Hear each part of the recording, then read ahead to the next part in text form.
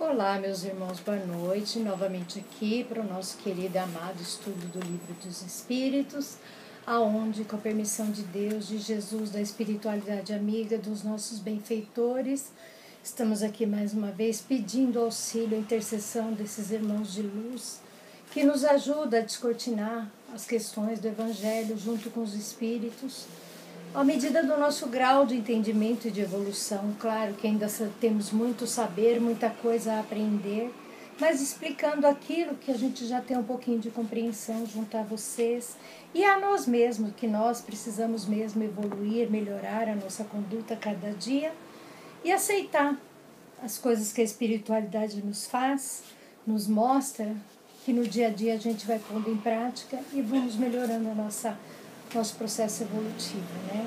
Então, no nome do nosso Centro Espírita, Eurípides Barçanufo, né? Junto com nossos irmãozinhos que a gente está fazendo esse estudo, nós vamos agradecer os benfeitores que possam nos assistir para juntos darmos continuidade nesse processo espiritual de evangelização.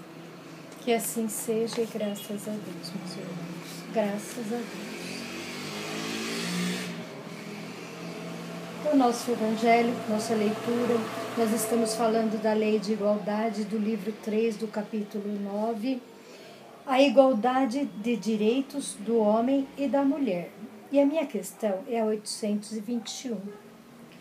As funções para as quais a mulher está destinada pela natureza têm uma importância tão grande quanto as dos homens? Kardec perguntou aos espíritos. E eles respondem, sim, e maiores, é ela quem lhes dá as primeiras noções da vida.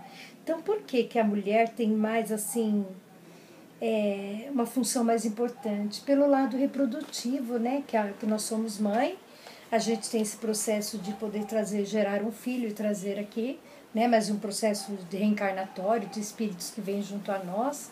Então, nessa função que ele fala, além de ter funções como os homens desempenham os papéis deles como pai, trabalhadores, nós mulheres como mãe, no processo de reprodução, de poder gerar um filho junto ao casal e a gente também poder educar e evangelizar esse espírito junto a nós nessa conduta, né? Então, por isso que ele fala sim, e uma função bem maior, porque além de nós desempenharmos o papel de geradoras de um espírito reencarnante, somos também comprometidas na educação e na evangelização desse espírito, né?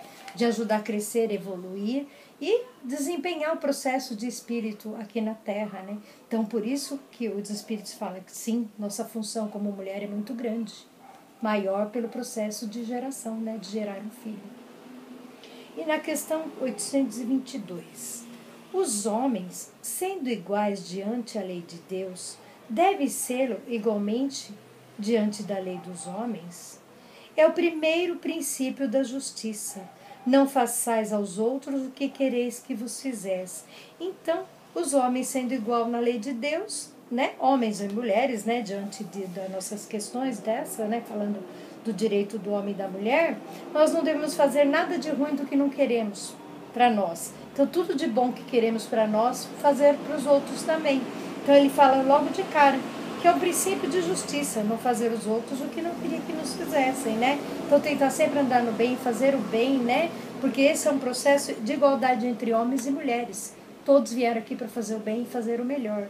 E ainda ele fala assim, segundo isso, uma legislação para ser perfeita e justa deve consagrar a igualdade de direitos entre o homem e a mulher?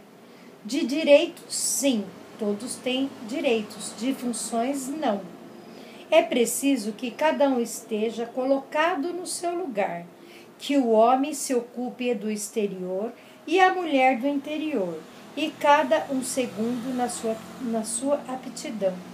A lei humana, para ser equitativa, deve consagrar a igualdade dos direitos entre homem e mulher, pois todo privilégio concedido um ao outro é contrário à justiça. A emancipação da mulher segue o processo da civilização. Sua subjugação caminha com a barbárie. Os sexos, aliás, não existem senão pela organização física que os espíritos podem tomar um ao outro, não havendo diferença entre eles sobre esse aspecto e, por conseguinte, devem gozar dos mesmos direitos. Então ele fala assim que o homem e a mulher têm direitos sim, funções não, cada um desempenha o seu papel, né? A mulher como mulher, o homem como homem, nos atos exteriores, serviços mais rude, mais braçal, mais pesado, sempre foi direcionado aos homens. Claro que nós estamos agora numa lei de, como que fala, não é emancipação das mulheres, tem um nome que está falando agora, né, de empoderamento feminino, né, do empoderamento que as mulheres podem fazer de tudo. Claro que nós podemos, pela lei de trabalho, de processo evolutivo, de tecnologia, de tudo, todos nós temos direitos iguais, sim, mas só que cada um tem os seus aspectos de fragilidade. A mulher, por ser uma geradora de vidas, nós temos ainda um pouquinho mais de fragilidade no sentido de corpo físico, não aguentamos coisas tão brutas como o homem, que tem uma postura bem mais forte do que a nossa, né? Ossos mais fortes do que a mulher, mas assim no direito de aprender, de crescer e evoluir, todos têm igualdade sim. Mas aí ele fala que nós não podemos achar que a nossa função de mulher ela vai ter a mesma função do homem, né? Que o homem vem, como vamos dizer assim, até próprio, né? Que o relacionamento entre marido e mulher, o homem vem com a mulher para que eles possam gerar os filhos. Então a mulher tem a função que gera uma criança, desenvolve no nosso ventre, sem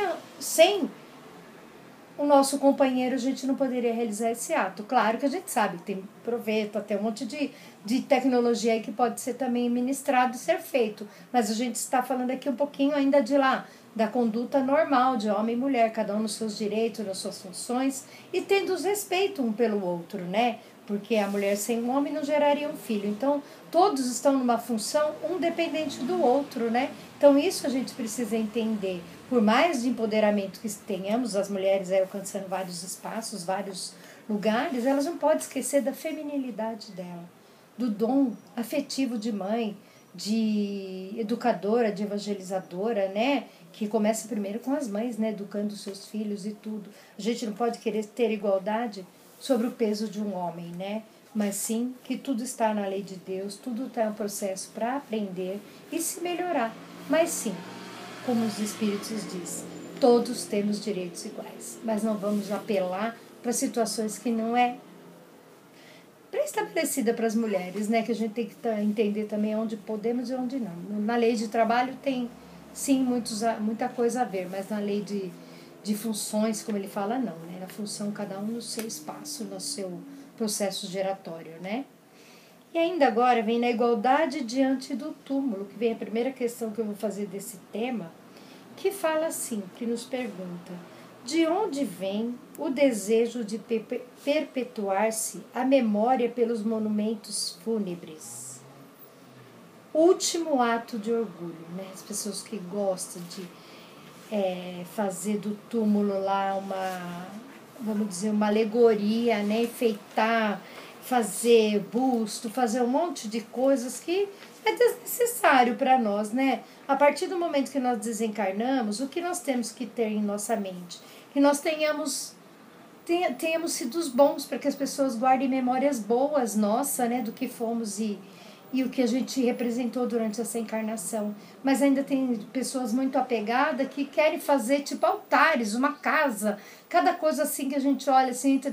Por isso que eu falo, tem cemitério que para mim é tão assim contraditório, porque eu acho que um Campo Santo já fala assim, Campo Santo, né? A gente vê, a gente podemos exemplificar o cemitério das Colinas, lá é tão bonito, de perus, tudo no chão, tudo, onde tem muito túmulo, parece que enaltecer, por causa da vaidade mesmo, que é mostrar o seu poder aquisitivo de fazer ornamentos, né?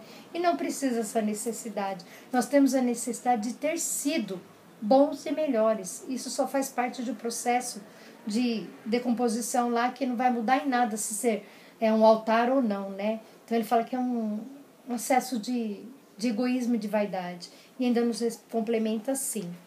Mas a suntuosidade dos monumentos fúnebres frequentemente não é determinada pelos parentes que desejam honrar a memória do falecido e não pelo próprio falecido? O orgulho dos parentes que querem se glorificar a si mesmos. Sim, não é sempre pelo morto que se fazem todas as demonstrações. É o amor próprio pelo mundo e para ostentar a sua riqueza. Crês que a lembrança de um ser querido seja menos durável no coração do que a do pobre, porque ele não pode colocar senão uma flor sobre sua tumba? Crê que os mármores salvam o esquecimento aquele que foi inútil sobre a terra?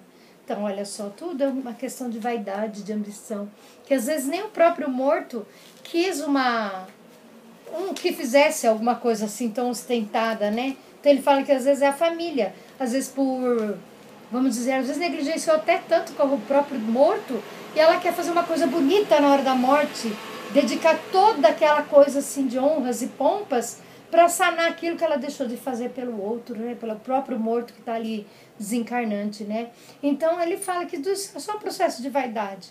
O que quer fazer e ornamentar é para ostentar sua riqueza, seu padrão de financeiro, mas que nada muda para nós como espíritos. O que muda para nós é nossas atitudes, uma boa reencarnação, um processo de ter sido bom, ter feito bem, e as coisas que ficam aqui são matéria que nós vamos deixar para lá. Então, quanto mais humildade e tranquilidade e serenidade para o nosso espírito, menos coisas para embaraçar o nosso espírito, né? Então, quando nós podemos chegar na hora do nosso desencarne, que a gente não fique delegando nada a ninguém, pedindo coisas absurdas, para que as pessoas se sintam na obrigação de fazer algo que talvez até na hora elas não tenham nem condições, né? Então a gente tem que entender tudo isso. Quem pode, tudo bem, acaba fazendo coisas que é desnecessário, mas que a gente tenha trabalhado pelo nosso processo de desapego, né? Que fala aqui, né, do túmulo. Por que a gente precisa ornamentar tanto? A gente precisa mais de prece, de oração, de paz e deixar que as pessoas resolvam da melhor forma possível, conforme nossa vida aqui na Terra, conforme o que nós pedimos, né? Para que todos façam tudo no silêncio, na bênção, na paz, e não precisa ficar ostentando nada, não. Faz um cantinho lá onde for permitido para que a gente possa repousar esse corpo físico, agradecidos pela passagem aqui nessa planeta Terra, né? E não deixar ninguém preso a um processo de apego, obrigado a ter que fazer coisas que às vezes nem é desnecessário, né? Então, que a graça de Deus, de Jesus, da espiritualidade nos envolva e sejamos sempre dignos e gratos de agradecer, de louvar por tudo que temos, por tudo que recebemos e o auxílio desses benfeitores que nos ajudam para que possamos, através da divina misericórdia, agradecer a Deus, a Jesus e a espiritualidade pelo amparo e pelo socorro espiritual aqui prestado. Que assim seja e graças a Deus. Pai nosso que estais no céu, santificado seja o vosso nome. Venha a nós o vosso reino. Seja feita a tua vontade, assim na terra como no céu. O pão nosso de cada dia nos dai hoje, Senhor. Perdoai as nossas dívidas, assim como nós perdoamos aos nossos devedores. E não nos deixeis cair em tentação, mas livrai-nos de todos os males, porque teu é o reino, é o poder e é a glória para sempre. Que assim seja, graças a Deus, graças a Jesus e a toda a espiritualidade que nos amparou. Que assim seja, e até breve, uma próxima oportunidade, meus irmãos. Que assim seja.